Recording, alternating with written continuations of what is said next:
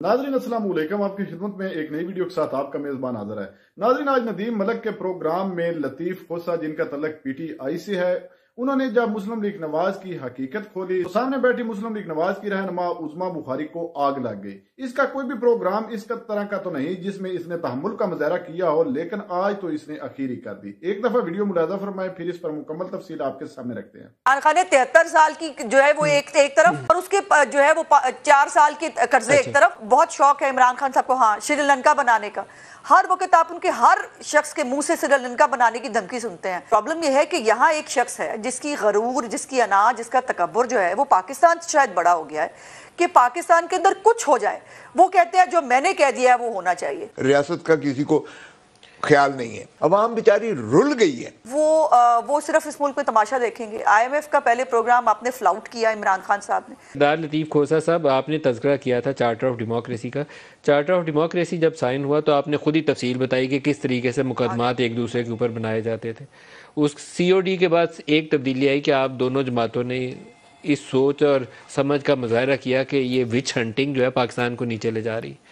अब आप दोनों पीछे हटे हैं, पीपल्स पार्टी और PMLN एक तरफ आ गई है तकड़ी के और दूसरी तरफ चले गए PTI वाले। वही काम उन्होंने आपको 3-4 साल जेलों में डाल के किया, अब आप पीछे लगे हुए हैं।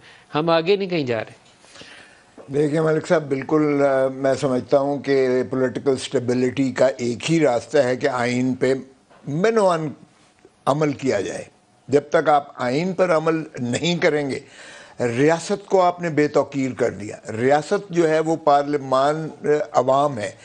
अवाम जो है आर्टिकल 7 में अगर देखें तो अवाम अपने नुमाइंदों के ज़रिए जिन ऐवानों में बैठते हैं उससे जो मुतरशे होती हैं हुकूमतें, ये रियासत है। और इसी की वफादारी और आइन की ताबेदारी हर एक पर लाजिम करार दी गई आर्टिकल 5 में।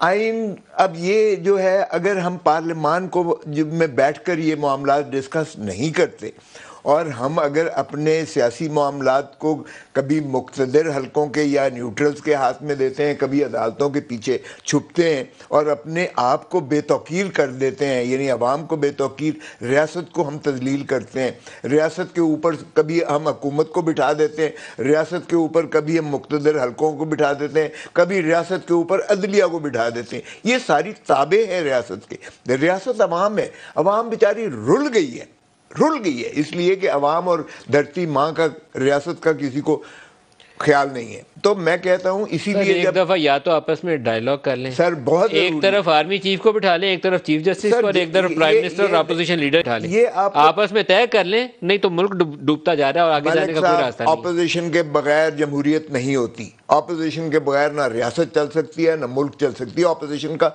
वजूद और होना लाजिम और ज़रूरी है, लेकिन ऑपोजिशन के अंदर एक वर्किंग रिलेशनशिप हुकूमत का यकीनी होना चाहिए, क्योंकि उसके बगैर आप रियासत या असम्बली या अवाम या ये ऐवान नहीं चला सकते।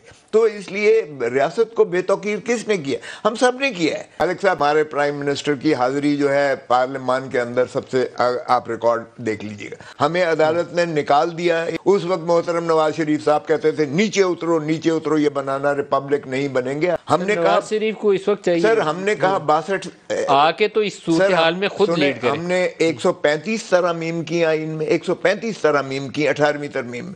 हमने कहा 62(1)(f) को निकालो बाहर, किसी को हक नहीं है, ये मेरा और अल्लाह का रिश्ता है। मैं अच्छा मुसलमान हूँ, मैं नेक हूँ, मैं बद हूँ, जो भी हूँ, ये अल्लाह का मेरा रिश्ता है। जो ये आपके मसाइल हैं, ये अवाम को जज करने दें कौन बेहतर है, कौन इस मुल्क को बेहतर खिदमत कर सकता है। लेकिन नवाज शरीफ साहब ने नहीं करने दिया। उसके ऊपर भी मुखालफत थी और नैब लॉ की अमेंडमेंट के ऊपर भी मुखालफत थी। आज दोनों चीजों में वो खुद जो है सिर्फ नहीं है कि Nawaz Sharif 3 time former prime minister हैं, आप उनको अपनी ताहियात कायल कहते हैं उनको जमात का, तो आए आके लीड करें, जो मसाइल हैं उनका हल ढूंढने बैठ के बाकी सियासतदानों के साथ। जी बिल्कुल आएंगे और बहुत जल्द आएंगे, ये इसमें तो कोई दूसरी राय होनी नहीं चाहिए। पहले भी खोसा साहब ने कुछ जो है माजी की बातें की, मैंने उसको थोड़ा जाने दिया, मैंने कहा कि हमें आज पे बात करनी चाहिए, लेकिन अब मेरा ख्याल है 2-3 बातें उसको रिस्पॉन्ड करना ज़रूरी है। पहली तो बात यह है कि माजी किसी का भी दुरुस्त नहीं है COD से पहले, और जो एक दूसरे के खिलाफ जो PMLN और पीपल्स पार्टी ने किया, उसमें वन साइडेड पिक्चर तो नहीं होनी चाहिए, इसलिए COD हुआ था। और COD होने के बाद भी फिर जो है वो आपको ये याद है कि आप कह रहे हैं नवाज शरीफ ने ये नहीं होने दिया, वो नहीं होने दिया। बलूचिस्तान की गवर्नमेंट किसने गिराई? मुस्लिम लीग नून की। गवर्नर राज जो है वो मुस्लिम लीग नून का जो है उसकी हुकूमत को गिरा कर गवर्नर राज लगा ना, COD के बाद भी हुआ। मैं माजी से आगे अज़मा बीबी इतनी लंबी जो वजाहत में तो आपको जाने की जरूरत ही नहीं है। एक तरफ चार्टर ऑफ डेमोक्रेसी साइन हुआ था तो दूसरी तरफ NRO की टॉक्स जनरल परवेज मुशर्रफ से दुबई में जारी थी मोहतरमा और जनरल मुशर्रफ के माबैन, तो COD साइन होने के बावजूद भी वो काम हो गया था जो नहीं होना चाहिए था।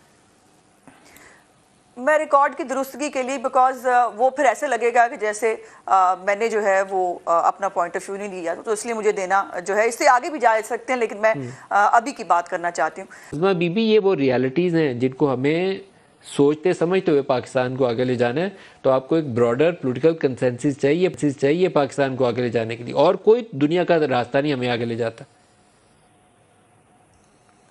बिल्कुल मलिक साहब, लेकिन जो मेरे पास कुछ फैक्ट्स मौजूद हैं, उसमें इस वक्त जो ट्रेड डेफिसिट है वो 31 माह की कम तरीन सतह पर है, और इसमें जो है 5 अरब डॉलर के करीब जो माहाना तजारती खसारा था PTI की गवर्नमेंट में, उसको कम करके 1.7 के ऊपर लेके आए हैं। इसको मज़ीद बेहतर होना चाहिए, बिल्कुल ये कहते हुए।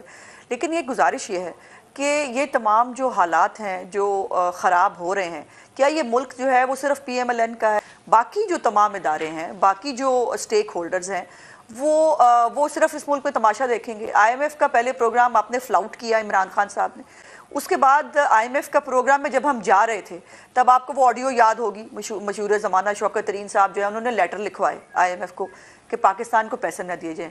जो रेमिटेंसेस की आपने बात की, सैलाब ज़दगान को पैसे देने से रोका इमरान खान साहब और उनकी पार्टी ने, बाकायदा ऐलान किए कि हुकूमत को पैसे ना दिए जाएं।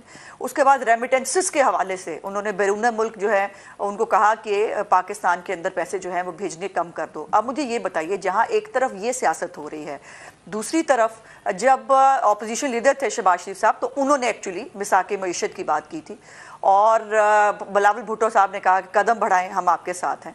हमने तो जब कोविड आया था तब भी बैठे थे, हम तो जब अभिनंदन वाला वाकया हुआ था हम तब भी बैठे थे। लेकिन प्रॉब्लम यह है कि यहाँ एक शख्स है जिसकी गरूर, जिसकी अना, जिसका तकब्बुर जो है वो पाकिस्तान से शायद बड़ा हो गया है कि पाकिस्तान के अंदर कुछ हो जाए वो कहते हैं जो मैंने कह दिया है वो होना चाहिए। अब पाकिस्तान के जो हालात हैं, जो पाकिस्तान, बहुत शौक है इमरान खान साहब को हाँ श्रीलंका बनाने का, हर वक्त आप उनके हर शख्स के मुंह से श्रीलंका बनाने की धमकी सुनते हैं।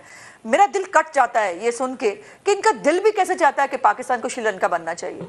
और आज वो सवालात हमसे पूछ रहे हैं, क्या ये सवालात हमसे पूछने चाहिए? अगर ये IMF का प्रोग्राम ऐसे ना होता जिसको ये साइन करके आया, मुझे छोड़ दीजिए मैं क्या कहती हूँ, शौकत तरीन साहब की जगह जब वो आए थे, जो आखिरी इनके वजीर खजाना थे, उन्होंने जो है आते ही क्या इनकी तमाम पॉलिसीज़ को उन्होंने जो है वो बुलडोज नहीं कर दिया था? उन्होंने कहा मुआशी पॉलिसी थी ही नहीं, पाकिस्तान का बेड़ा गर्क हो चुका था, और इमरान खान के आखिरी जो दिन थे उसके अंदर पाकिस्तान के डिफॉल्ट की बातें हो रही थी। हम क्या कर रहे हैं? हम अदायगियां भी कर रहे हैं, वो अदायगियां जो हमने नहीं ली हुई, वो कर्जे जो हमने नहीं लिए हुए। इमरान खान ने 73 साल की जो है वो एक तरफ, और उसके जो है वो 4 साल के कर्जे एक तरफ, वो हम अदायगियां कर रहे हैं, हम स्टूक बॉन्ड्स भर रहे हैं। एक मेहमान आज उनको दावत दी है, कराची चैम्बर ऑफ कॉमर्स के सदर हैं। नाज़रीन, आपने वीडियो मुलाज़ा फरमाई है। नाज़रीन, लतीफ खोसा ने कोई गलत बात नहीं की है, बल्कि हकीकत पर मबनी जो बातें थी वो ही सामने लाई हैं। लेकिन मुस्लिम लीग नवाज के जितने भी रहनुमा है, जब हकीकी आना इनको दिखाया जाता है तो आगे से ये गुस्सा करना शुरू कर देते हैं। और इस वक्त इनको और तो बात कोई सूझती ही नहीं, सिर्फ एक ही बात है कि PTI को टारगेट करना, इमरान खान पर ताबड़तोड़ हमले करने। जितने भी आप उज़्मा बुखारी साहबा के प्रोग्राम उठाकर देख लें, इसने कभी भी तमीज के दायरे में रहते हुए बात नहीं की। मुसलसल PTI को तनकीद का निशाना बनाया, और सामने बैठा जो भी हो, चाहे लतीफ खोसा हो या दूसरा तीसरा, उनके साथ बदतमीजी की। नाज़रीन, मुस्लिम लीग नवाज इन्होंने इस मुल्क पर कितनी दफा हुकूमत की है, लेकिन इनमें सेंस ये नहीं कि प्रोग्राम में बैठकर बात किस तरह की जाती है। मुसलसल लड़ाई पर उतर आते हैं। इनके जितने भी रहनुमा है तामुल का मुजाहरा ये कभी भी नहीं कर सकते। नाज़रीन, जो लोग मैंडेट चोर होते हैं या चोरी शुदा मैंडेट के जरिए कौम पर मुसल्लत होते हैं उनमें तामुल नहीं होता। नाज़रीन, आपने वीडियो मुलाजा फरमाई है, इस वीडियो के बारे में आपकी क्या राय है? क्या लतीफ खोसा ने जितनी बातें की हैं वो हकीकत पर मबनी है या उस्मा बुखारी ने जो कुछ कहा है वो हकीकी है? वीडियो के कमेंट सेक्शन में अपनी कीमती राय लाजमी दीजिए और अगली वीडियो तक अपने मेजबान को दीजिए इजाजत। अल्लाह हाफिज।